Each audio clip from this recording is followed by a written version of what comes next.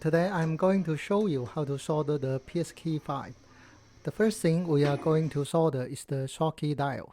Its purpose is to allow the battery to charge when plugged into USB even if the power switch is off. So note that this diode has a polarity. You need to match the line on the diode with the direction of the triangle on the PCB. If there is no triangle, look for a line marking. Just match line to line and you are good. Make sure not to solder it backwards.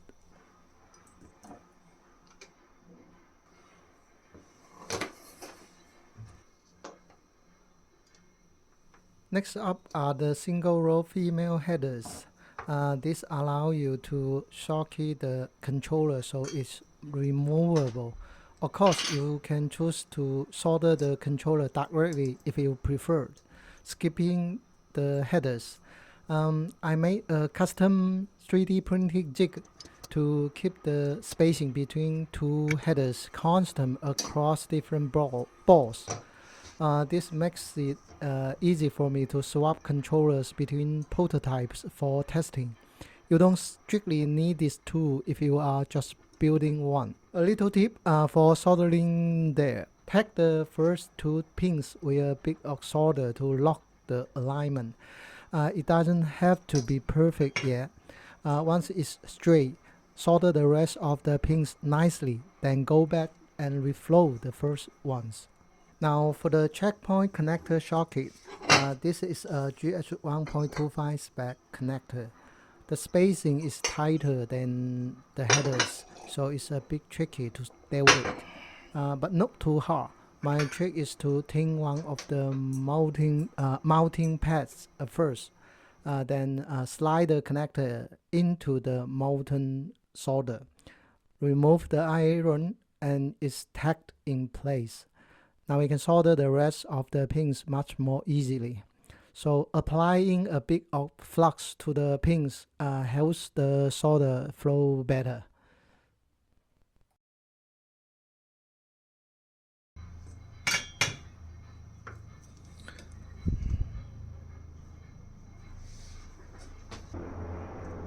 This is the power switch.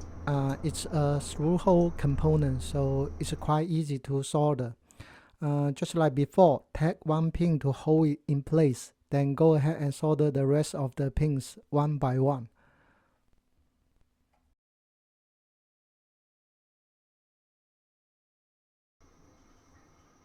Next is the reset button.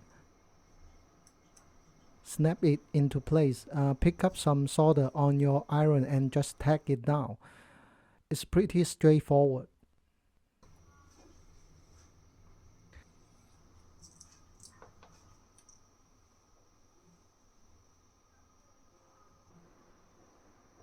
This is the battery socket.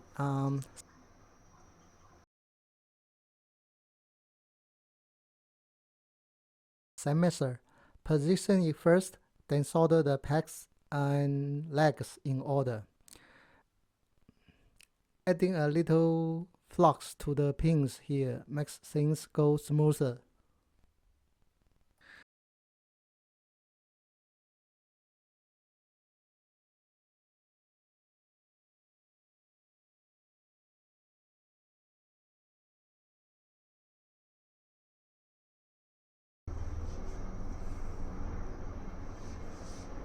Now we are moving on to the diodes. Remember, diodes has a polarity. The PCB has a triangle indicating the direction of the diode should face. The diode itself has a line or multiple lines on one end. That's the cathode. Match the lines on the diode to the direction the triangle is pointing.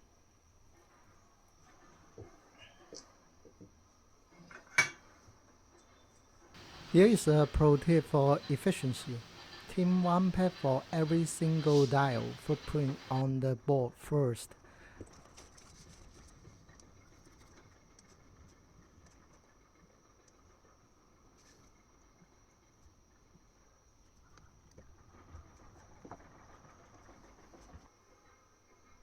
Then grab your tweezers and place each diode, refloating that pretend pad to lock it in. Do this for all of them.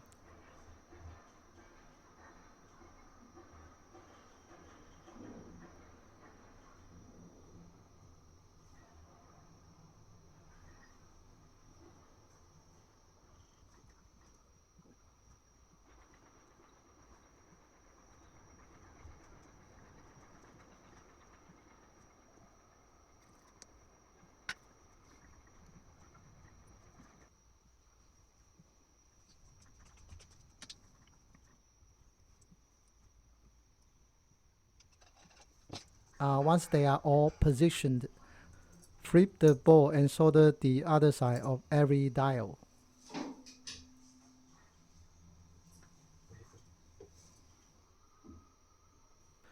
We have 18 keys for each half, plus the rotary encoder, which also acts as a button. So there is, if I can count, 19 diodes in total. Once you are done, give it a quick visual inspection to make sure there's no cold joints.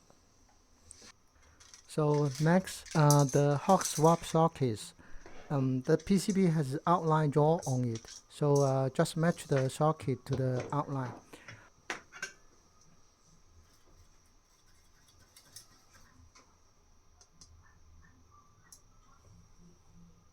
We will use the same strategy. Thin one pad of each proof pin first, then place the socket one by one,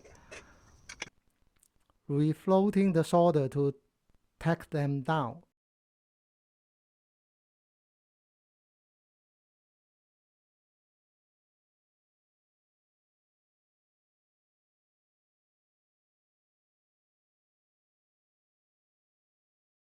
Be gentle when placing them. You don't want to knock the ball and send everything flying. And don't ask me how I know.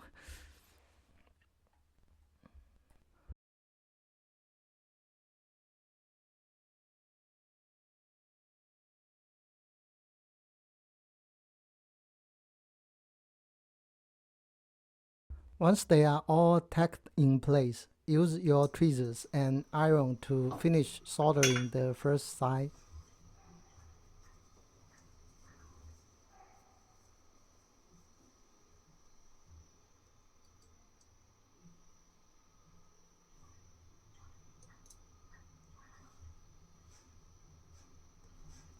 It goes pretty fast once you get into the rhythm. Melt the solder, hold with tweezers, move to the next.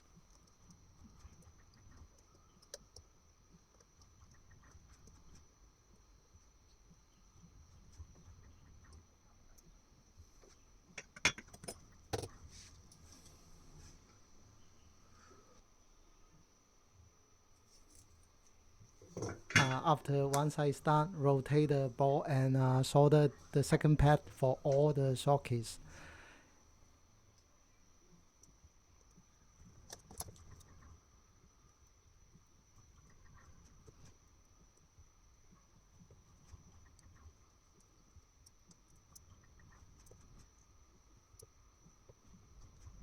Inspect your work to make sure no pins were missed. Perfect. Now for the encoder, there's mounting holes on the PCB. Just line it up and snap it in. The mounting pads are quite large and the pins are thick, so it's easy to solder. Press it down and solder all the pins around the perimeter.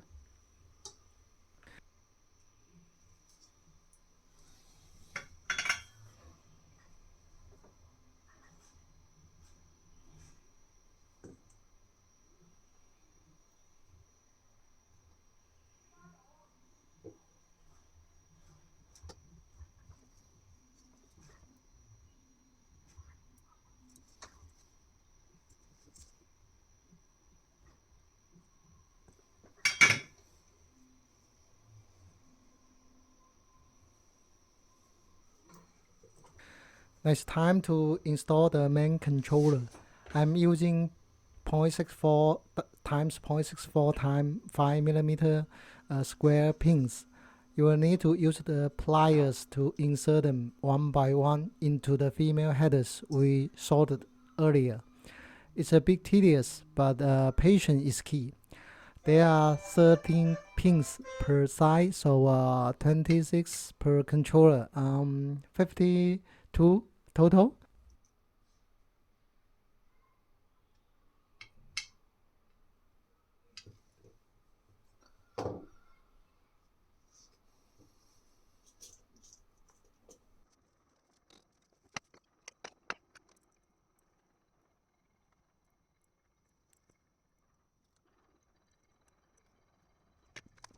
See, in a blink of an eye, it's all done. If you can't find these specific square pins, you can use the long headers that come with the controller and cut them to length. Once the pins are in, align the controller board over them and press it down.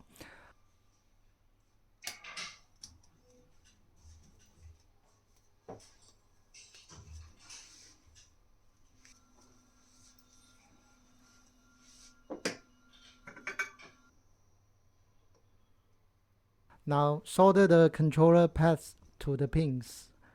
These pads can be small, so if you are struggling, add some flux.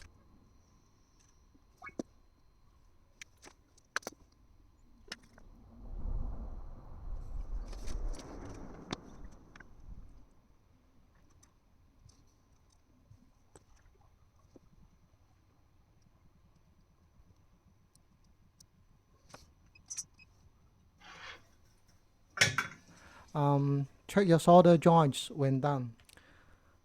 Here is a crucial note. The controller orientation is different for the left and the right halves. On the right half, the controller chip faces up. On the left half, the controller chips face down toward the PCB. Double check this so you don't install it upside down. Finally, the OLED display. This is simple. We are soldering the 4 wires of the GS 1.25 cable to the board. Tin the pads first, then solder the wires matching the color order shown in the video. Don't use too much solder here. These are through holes designed for header pins, so if you flood them, solder might flow through the other side and interfere with the cover. Just use enough to secure the wires.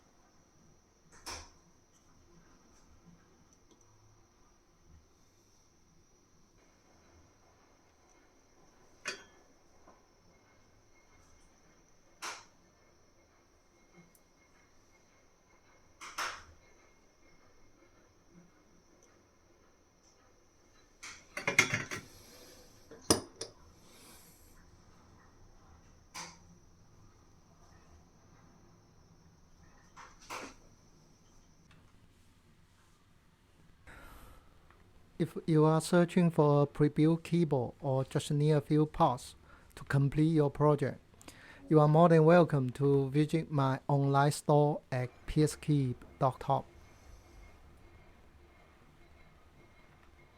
One last thing, the Trackpoint extension stem. There might be a slight gap between it and the sensor. To use a dab of glue to secure it. And that's it for the soldering. In the next video, we will go through the final assembly. See you then. Bye bye.